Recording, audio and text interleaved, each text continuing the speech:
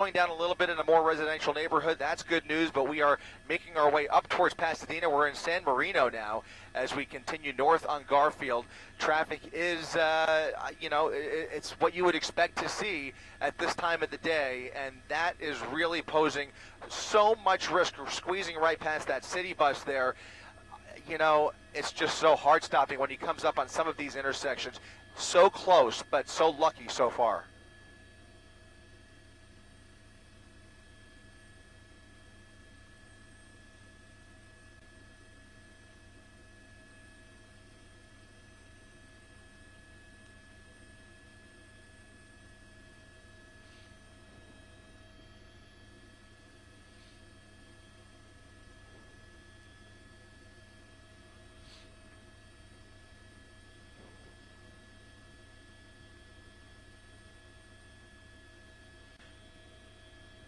No, they've fallen back, not intentionally, but they have actually fallen back, having a hard time keeping up. You had to wonder if that was going to happen. The way he was making some of these turns, there is a way to lose somebody if you're driving crazy enough, and certainly the individual behind this wheel is crazy enough to do whatever it takes. But that unmarked vehicle is still in pursuit, just a little bit of a ways back now. The marked units are even further back.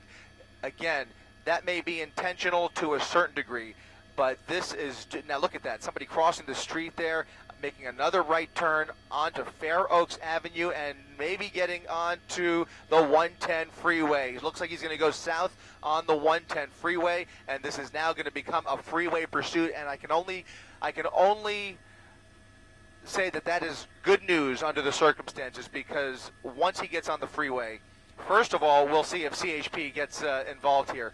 But on the freeway, he's going to have a lot more room. If he wants to, drive crazy, it's much safer for everybody involved, including law enforcement, to have this on the freeway. Let him use up as much gas as possible. You can see he's still doing extreme speeds, 90 miles an hour southbound on the 110 freeway. But CHP, I would imagine, is already monitoring the pursuit, ready to get involved if they have units in position.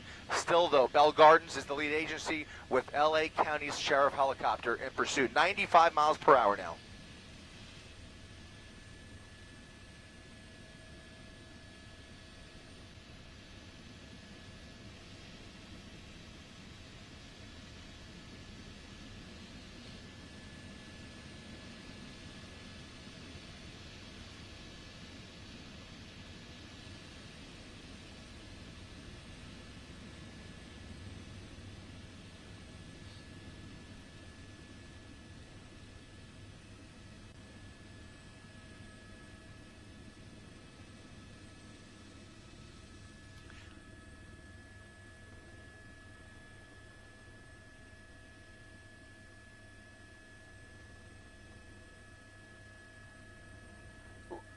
Yeah.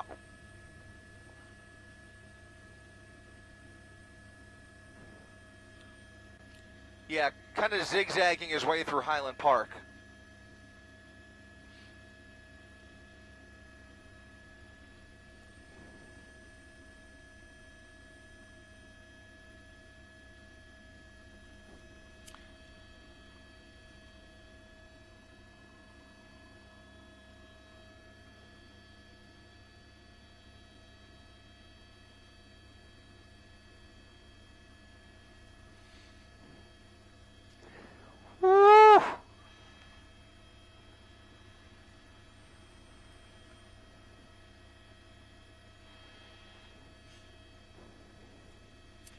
And I actually do think he's actually lost the units behind him.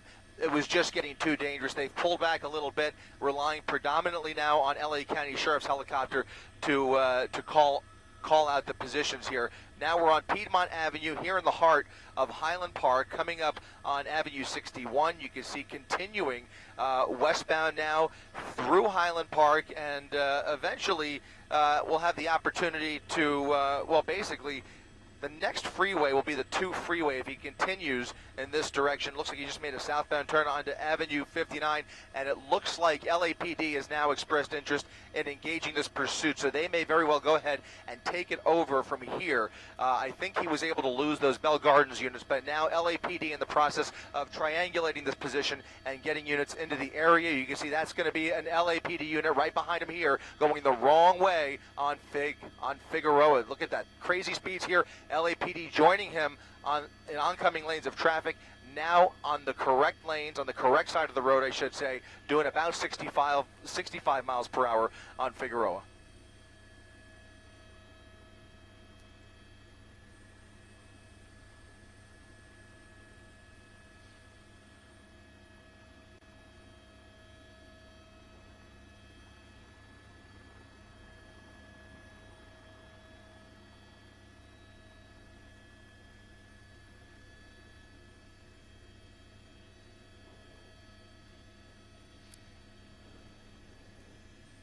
Yeah, it's one thing if he was driving a sedan, but with this type of a truck with who knows what's in the back there, apparently the original want was reckless driving, but with all of the equipment in that back there and the weight of this pickup truck, he has not done a great job of managing these turns. And so, again, we've seen a lot of close calls, having a hard time maneuvering through some of these turns. But so far, again, he's been very lucky, to say the least. He has suffered a little bit of front-end damage there. We saw him took off somebody's taillight a little bit earlier. But now, as we come up on Pasadena Avenue at Arroyo Drive, continuing over the tracks here, LAPD's, okay, sounds like LAPD is now canceling the pursuit. LAPD now canceling the pursuit, and we'll see if they continue to track him. For now, though, those units on the ground have decided to pull back. It just got too dangerous. You can kind of tell just from the driving that we've been seeing up here in Air 7 HD. It's just too much. The public safety is at risk at this time of the day with this much volume and the amount of close calls that we've seen. It's just not worth it. Oh, train coming right through the railroad. There's a train actually coming, and there's the train on the right side of your screen. He was racing that train. I think he saw that train, went right through the guardrails, and man, oh man, this is dangerous. You know, they can only track it so long before they have to get him off the road. Somebody is going to get hurt.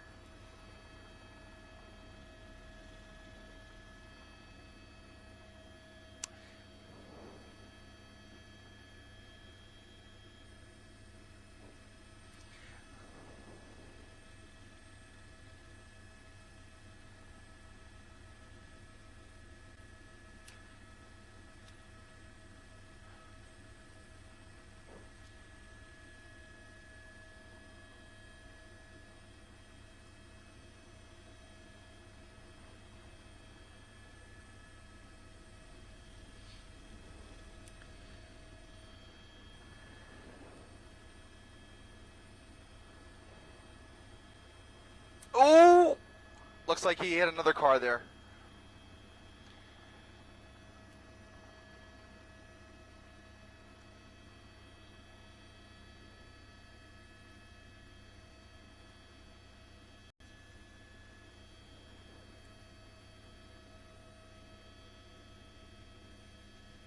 Well, what they don't want is they don't want their own units to put. It's bad enough that this guy is driving so erratically through city streets at this time of the day and the amount of traffic out there. The last thing they need are 2 or 3 more patrol cars following him and doing the same maneuvers. It kind of escalates the amount of danger and the amount of risk involved with a pursuit like this. But the thing is, tracking mode only works if the suspect slows down and his behavior changes and they can catch him later on. If the crazy driving continues, they don't have a choice but to use extreme measures in some cases to bring the pursuit to an end. Now, they have the luxury of the helicopter overhead here, but the helicopter really can't do much to get him off the road. The helicopter can only call out the positions and help capture him once he finally bails. And for some reason, I just have the feeling the way he's driving so aimlessly, I think when he gets comfortable enough, he probably will dump this vehicle and take a run for it, just foot bail, unless he gives himself up. But he's now done a number of circles through so many different neighborhoods. There's no way he's got any real clear destination in mind. He's basically taking this as long as he can, somewhat of a joyride. You can see LAPD going the opposite way. So they have units in the area. They have their chopper tracking as well. The pursuit right now is still canceled, but there are units in the area ready to take him down when he does come to a stop.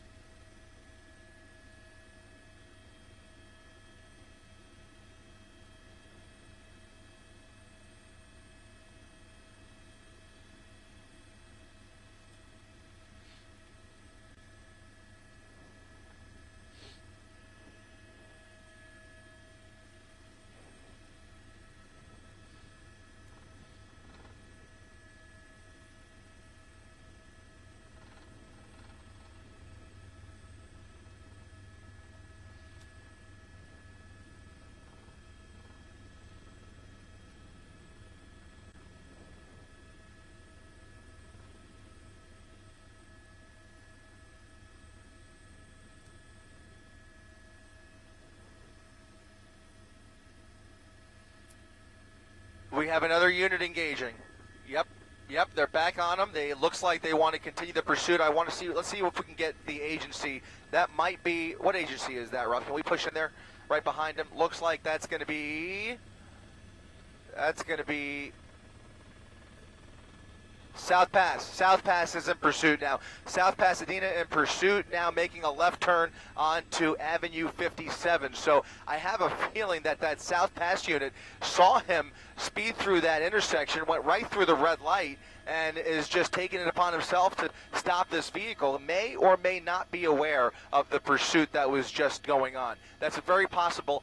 In the situation like this, a lot of times these mutual agencies are monitoring, but in this case, I don't know if that unit was aware or not. But you can see the helicopter still overhead here. Can we just make sure that is that South Pass unit still behind him? Looks like the unmarked unit from Bell Gardens is back in the pursuit. So that unmarked unit now, as he threads the needle through this intersection here, trying to get around, and now looks like he wants to get on to the 110. He wants to get onto the 110 freeway, coming towards us here. And it's going to be westbound on the 110 freeway. Or, I'm sorry, eastbound on the 110.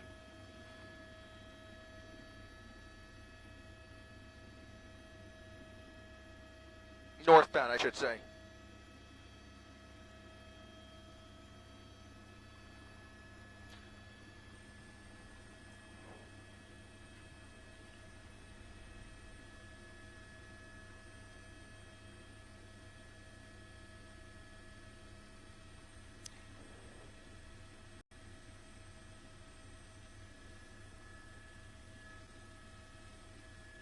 There are some canisters. I can't tell what kind of tanks they are.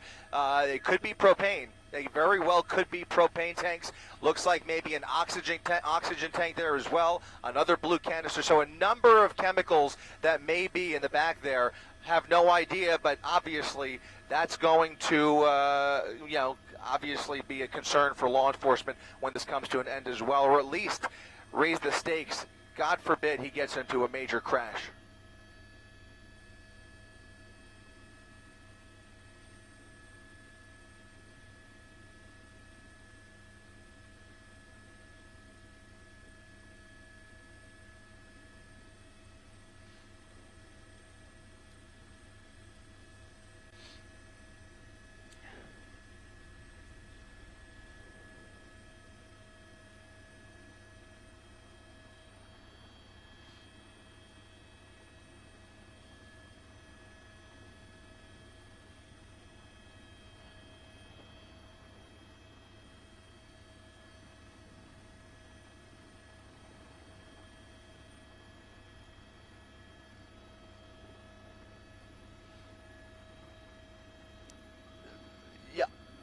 I think they were involved in something entirely different. They probably have no idea that suspect just passed them. We're still not far from the 110 freeway. It raises a flag for me. The fact that he had plenty of room to work with. I mean, traffic in the direction he was going on the 110 was fairly light, and he jumped off the freeway for no apparent reason. It's very difficult sometimes to get into the head of somebody who's driving like this or running from police. And in this case, I don't even, does he still have that unit behind him? In this case, he doesn't even have a unit behind him, and he's still driving extremely recklessly, which, by the way, is apparently how this all began. He was driving very erratically, very recklessly. Bell Gardens police tried to pull him over, and the pursuit began, now going on about 45 minutes at least as we make our way, again, through Highland Park. We haven't really left Highland Park. We kind of ventured into South Pasadena a little bit. We made our way through San Marino, but continuing north now on Avenue 65. So we'll see what he decides to do here. I just have a feeling that all of these turns that he keeps making are pretty aimless, pretty random. I don't think he has a neighborhood or a destination in mind, just based on the driving that I've observed up here.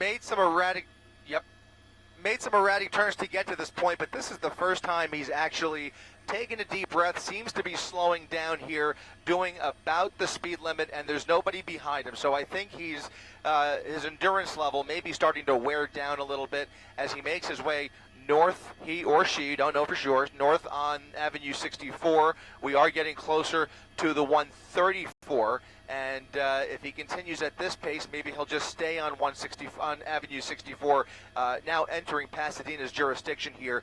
Surely Pasadena is monitoring the frequency. Again, you still have that LA County Sheriff's helicopter overhead calling out the positions, and they probably are monitoring. Whether they decide to get engaged here and pick up the pursuit, that's another story. Pasadena, a little more conservative, but by the way, the driving has also de-escalated a little bit, ever so slightly. I mean, he's still skirting those center lines there, so still trying to get to wherever he's going, or at least to the end of the gas tank, but the speeds at least have slowed down quite a bit here in the last 4 minutes.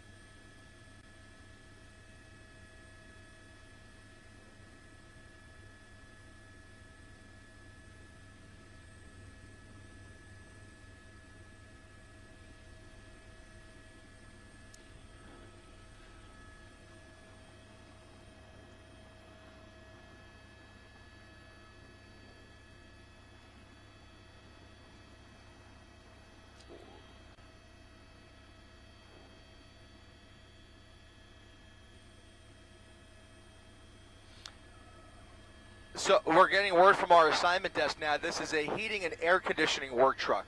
So as we continue through here, you see that blue canister rocking and rolling around. Concerns me that looks like he had the driver's side window open for a second. Now getting onto the 134.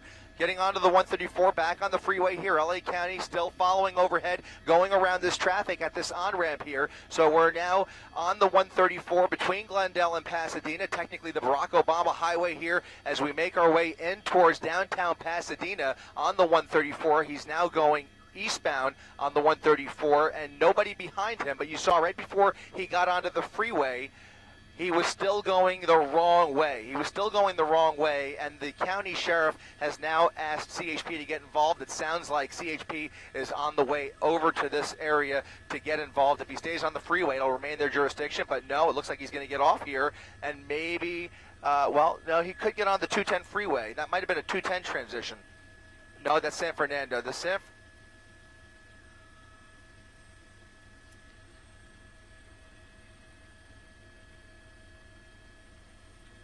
Yeah, it's the transition to the 210 North. He might have seen some of that traffic up ahead as he was approaching Pasadena. Volume on the freeway was picking up a little bit. Looks like a male driver, elderly male driver behind the wheel here, and that's not exactly surprising either, just based on the competence behind the wheel in terms of the way he's been controlling the vehicle. Even at slow speeds, he's having a hard time making turns and also coming very close to other vehicles. And again, desperate enough to get into oncoming lanes of traffic for no apparent reason, even with nobody behind him, as we now end up on the 210 freeway here. Northbound 210 is pretty light, a little bit heavier on the southbound side, but if he continues on the northbound side, it looks like it's pretty wide open as we head up towards Latuna Canyon. Traffic is pretty light all the way through here. Still in the number 2 lane, still doing about 90 miles per hour, up to about 80 to 90, and slowing down a little bit now, but definitely a much preferable situation. If CHP can catch up with them here, this will be a very manageable situation for them. They can create a traffic break and then kind of ride this pursuit out up the 210 freeway.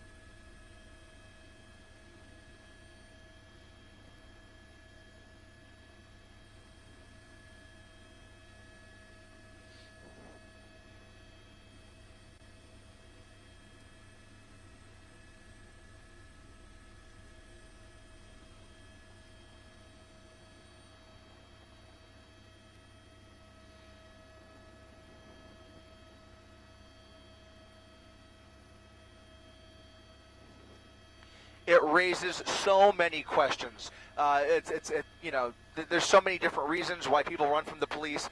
We don't have to go through them, but what the situation is here, really peculiar, just based on the erratic turns. And by the way, CHP has now re-engaged the suspect, but for no reason at all, making turns off of major roads, off of the freeway for no reason. This time he was on the 210 freeway and off the 210, got on the southbound side, and now off the 210 here at Lincoln.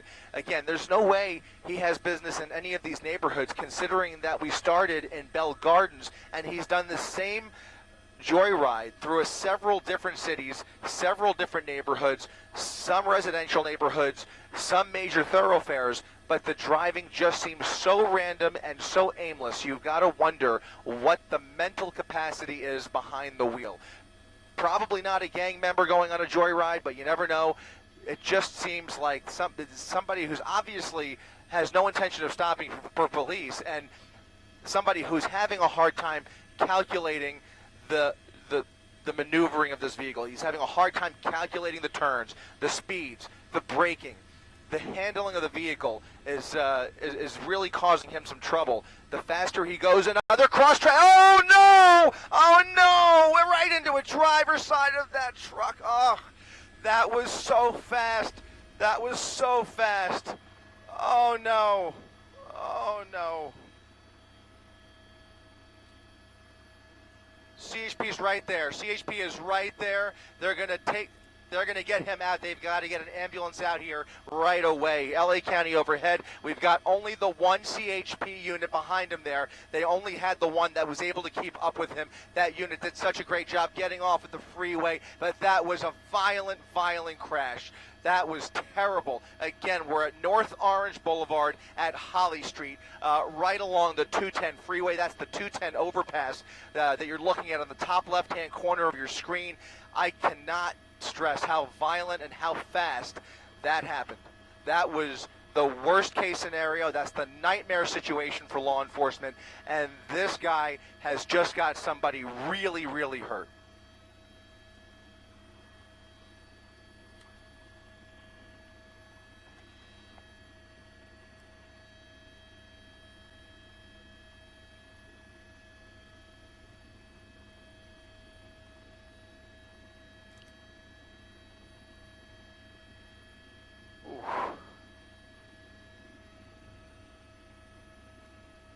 Oh.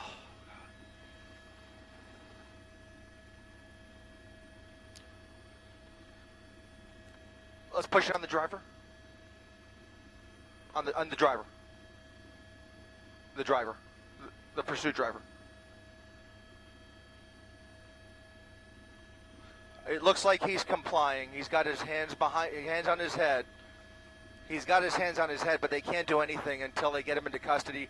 Ambulance is obviously on the way out here, but they're not even going to be able to approach him until backup approaches. He's not going to be able to take this guy into custody until backup arrives, and then they'll be able to let the ambulance in to check out the victims inside that other vehicle. But it's going to take a little bit of time. Time's so precious in a situation like this. But the closest unit's still a little bit of a ways away. We were just talking about rush hour traffic. Here comes another unit to help him take this guy into custody. Hopefully they can all approach him here in a second, take him in. That's going to be Pasadena Police and California Highway Patrol on top. So the SUV is CHP. That car that just pulled up is Pasadena Police. The suspect now proned out at gunpoint. They're going to approach him, I would imagine, pretty quickly here because they want to get to the driver and passengers in the other car as soon as possible.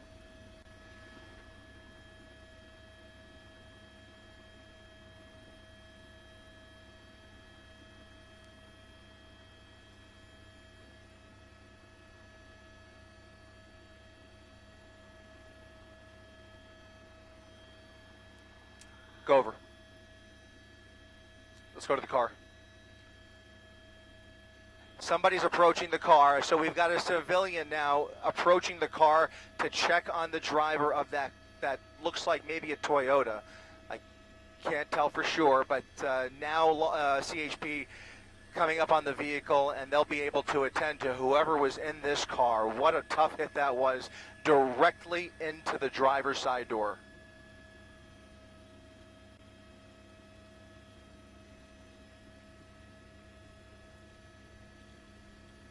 Want to be real careful here. That's going to be the airbag that's blocking our view. So we'll see if we see some movement coming from the passenger side here. If they try and, you know, sometimes in situations like this, the driver's actually knocked out, put to sleep by the airbag, and then will wake up kind of stunned and shocked about what happened. But we'll see. It looks like the CHP officer, it looks like he may have been communicating with the driver, but we'll see here. We'll see.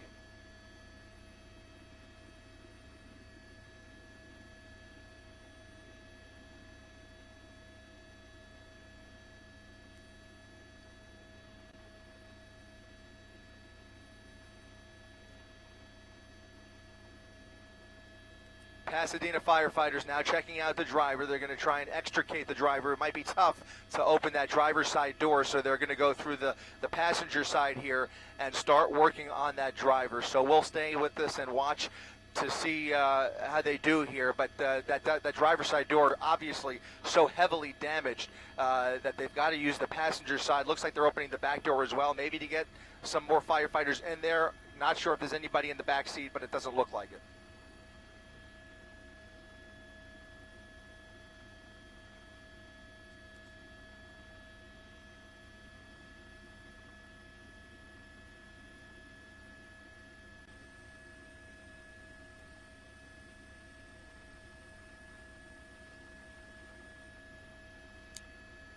Here come the jaws of life.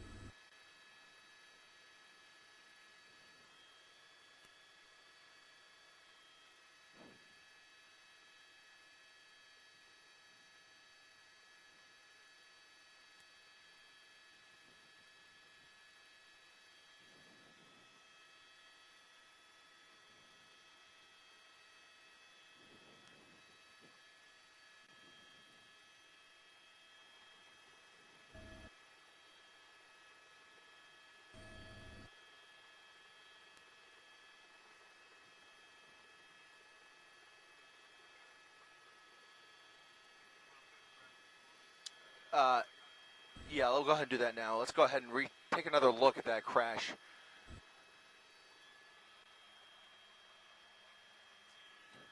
Go for it. We don't know yet the number of people that are inside. We know obviously there was a driver. We don't know if there's somebody in the rear of the vehicle that was hit by that work truck. This is an SUV. Is it kind of a compact or mid-size SUV? Hard to tell. But you see firefighters there with the jaws of life having to extricate somebody from the vehicles. Okay, so I don't think we're going to show the crash again immediately. It is very troubling to look at. It was troubling for us to experience along with all of you. Oh, my heart sank. We heard it in Chris's voice as well. We heard it in yours, Mark. It's the last thing you want to see. And very rarely you don't see a lot of really bad crashes happen in pursuits. It's sort of a miracle that we don't see this more often. But usually the drivers do end up having something happen before it ever gets to that point. But they again, ran out of gas, they just decide to give up. They hit a spike. It's so rare. You know, we just had the one yesterday in Van Nuys. I mean, I can remember one a couple of months ago over on the west side where that person on a scooter was struck. But, you know, for some reason, they tend to get lucky enough and have enough sense to stop at times. Sometimes it's a matter of luck. In this case, though, he wasn't braking. He wasn't slowing down for any of these lights, any of the stop signs. There were so many close calls, and it was really just a matter of time. And unfortunately, you know, it just happened to be that split second as he came up on this intersection approaching the overpass at the 210 freeway.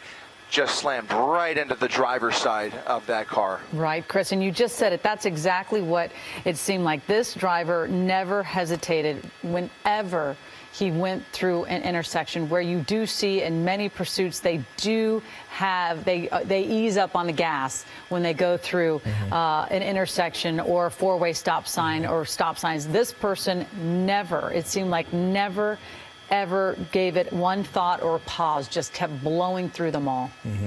53 miles an hour. Usually it's just out of self-preservation they would slow down or hit the brake or swerve or try and avoid a potential collision. But he just was speeding like a bullet right through this intersection. We're going to ask our assignment desk what they're hearing, what reports they're getting from Pasadena Fire and Pasadena Police and or the CHP about what they can tell us, about what those agencies can tell us about the condition and number of people in that SUV that was hit. I can tell you that the driver is alone in the vehicle. He is conscious and breathing. Pasadena Fire now attending to him, and that's a good sign. So we'll see the ambulance pull up here in a second, and they hopefully will be able to get him out. Right now, one of the challenges is going to be getting him out of the car. I think both the driver's side, passenger, and front doors were so heavily damaged. That may be why they have the jaws of life ready to start, maybe tearing the roof off of the car or tearing the doors off. But accessing him right now is one of the bigger problems. That's why they're going through the passenger side on the right side of the car. But it does look like the driver is conscious and breathing. The extent of the injuries obviously unknown. Fortunately, as you mentioned, Mark, a newer vehicle with lots of airbags in there, and they all went off, and that may, in this case, have very well saved a life. Oh, absolutely, Chris. When you saw the violent impact that poor driver took on the driver's side, didn't even see it coming. Yep, the ambulance is there backing up into the situation, but it does look like this rescue is going to take quite some time because that car is so heavily damaged. While we go ahead and do that, let's go ahead and take a look at the crash as he came through the intersection. We'll go ahead and rack that up, and you can see as he approached the intersection, there was traffic on the right there.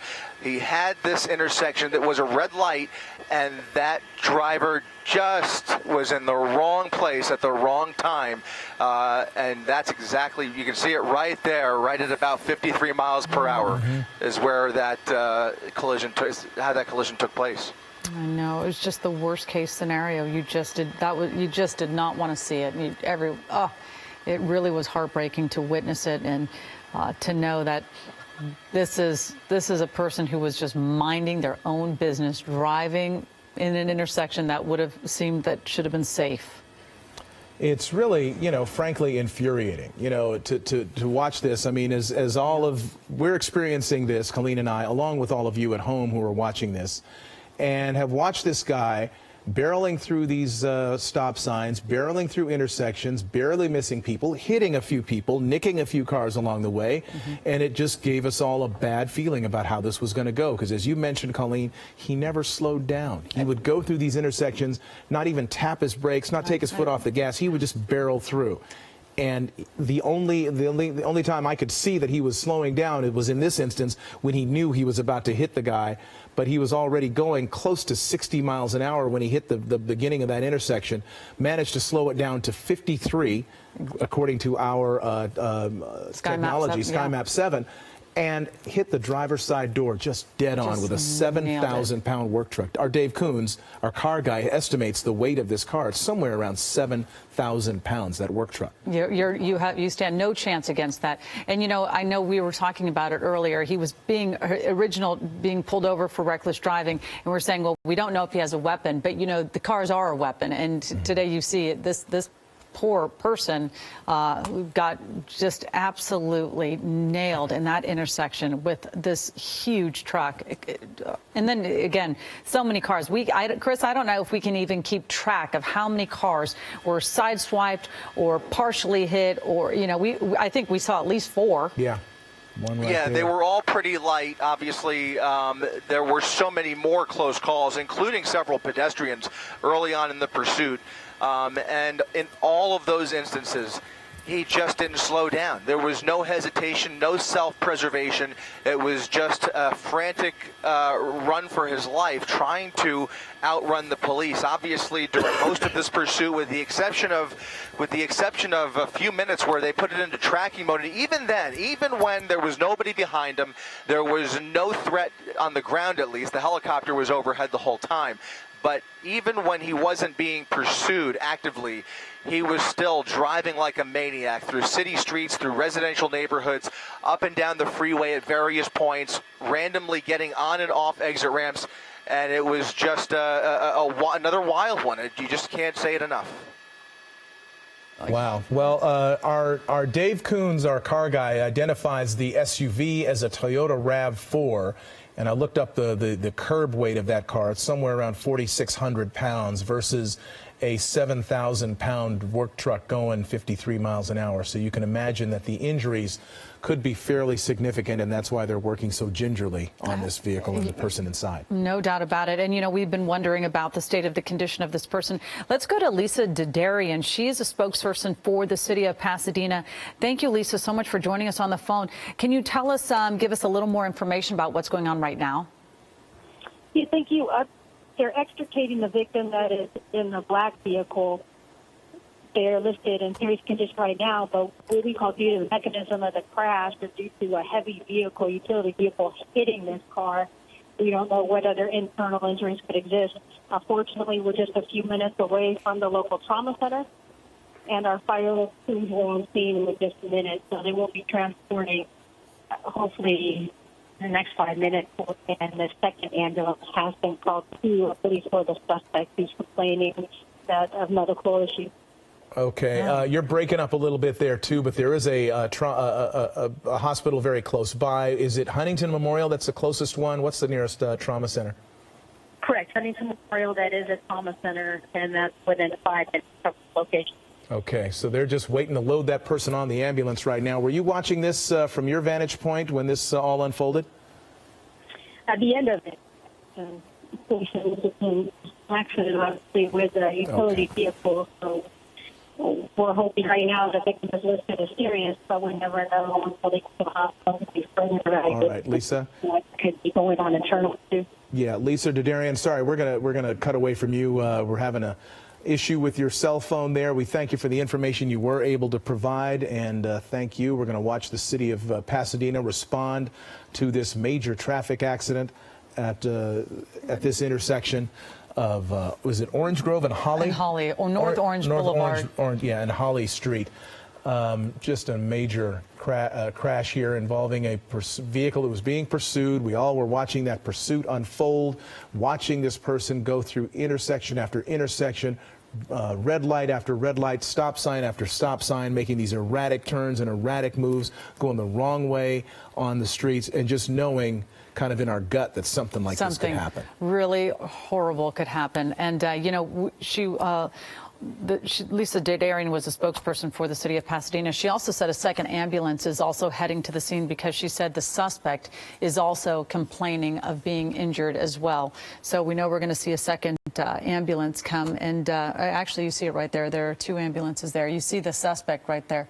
Yeah, I mean, it's one of those things you just want to know what was going through the suspect's mind to just trigger them to just start taking this truck and just taking it at speeds that were just so reckless and dangerous for the community. But again, we know that that passenger, I mean the driver who was struck, as of right now is listed in serious condition, and they're going to be going to that local trauma center, which is very lucky for them that they are so close to a trauma center. Yeah, and you know, very lucky for them too that this vehicle really took the hit for them. You know, when you talk about the forces that were involved, that from that big work truck hitting that Toyota RAV4, it outweighs that small SUV by about 3,000 pounds. And to take that sort of a hit and have the person still be alive, frankly, is pretty amazing. But we watched the airbags deploy. We saw the RAV4 spin around, so some of that force may have been dissipated by the act of spinning. Mm-hmm. And the person, as we have been reporting, as Chris Christie has been reporting, is conscious and alert, although injured. And so we're hoping the best for that person, a solo occupant of that black Toyota SUV that was T-boned just dead on the driver's side by that fleeing work truck. It was a heating and refrigeration company, we are told, that owns the truck. We don't know if the driver is the owner or works for the company or what, or whether the truck was in fact stolen or something. We don't know the circumstances of how this all began. We know that it began with a call or report of a reckless driver, and the reckless driving never stopped until the crash. Well, Mark, as you're seeing this too, they're having a heck of a time trying to get this door off or get. I'm trying to see, Chris, from your vantage point. Well, the good news is they've been able to open that door, so now it's just a matter of very gingerly transferring him onto that backboard and then onto the stretcher. The good news is they don't have to waste time tearing the roof off. They've been able to get that door open, fortunately, and now they will very, very carefully. The number one concern, obviously, is his back and then, obviously, the rest of his limbs. But they want to make sure that spinal cord is as straight and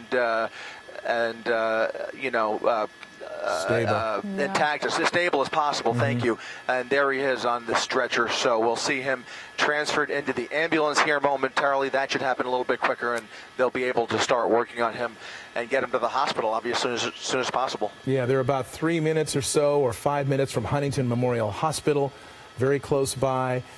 We have an Eyewitness News crew on the way to this. We were, Jory Rand. Jory Rand, are you there? Yeah, we're here. Okay. As long as you can hear us, we are standing on the overpass of Orange Grove Boulevard. I'll just step out of the way and show you where we are from our vantage point. If we look down Orange Grove across the 134 freeway, you can see fire crews bringing that stretcher in right now and wheeling that driver into the back of an ambulance. Once they leave frame, if we pan over to the left a little bit in the middle of the road, as we follow that stretcher, you can see the front end of that pickup truck that this driver has led police on a pursuit in for the better part of the last hour. And you can see from here the damage to the front end of that truck, the severe impact at 50 miles an hour or more right into the side of that vehicle. And they have shut down Orange Grove Boulevard. It is affecting traffic in the area as we approach the rush hour here on a Thursday afternoon. And traffic coming around Colorado Boulevard is being affected. Traffic coming off the 134. If you know this area, the 134 gets off at Colorado Boulevard and Orange Grove right here. So if you get off the freeway, make a left, you're right here. This is Orange Grove going across the freeway. We believe that the exit ramp from the westbound 134 is still open. We have seen some passenger cars passing through behind that those first responders doing what they can to get through. We have our second crew kind of circling around to see if they can get a better vantage point of the exact work of what's going on in that intersection on the far side. But as of right now, there are more than probably 1.5 to 2 dozen emergency vehicles in the middle of the roadway, as you can see from Air 7 HD. And this is going to be a mess here for a long time on this busy Thursday commute. But for now, we'll send it back to you as we keep an eye on things here on the ground, guys. Oh, all right, Jory, thank you very much for that live report. Again, we're looking at those live images, and we're going to stay on top of this story as it continues to develop. But again, we do know that one passenger, they have been put into the ambulance, and we know the suspect also was requesting medical attention as well. But we're going to switch gears now. We are indeed. Dallas Rains is here. We're going to check out the weather on this Thursday afternoon. Kind of cloudy out there for much of the day, right, Dallas? That's right, Mark. And we've had some rain today across Southern California, too. Let's go directly to the live Megalopolis 7000 HD. It is raining at this moment out in Thousand Oaks and in Ventura County. Some heavier showers starting to show up on the radar also. Now, as far as any snow is concerned, it's just a little bit too warm. You pick up a couple little snowflakes up there at about 7.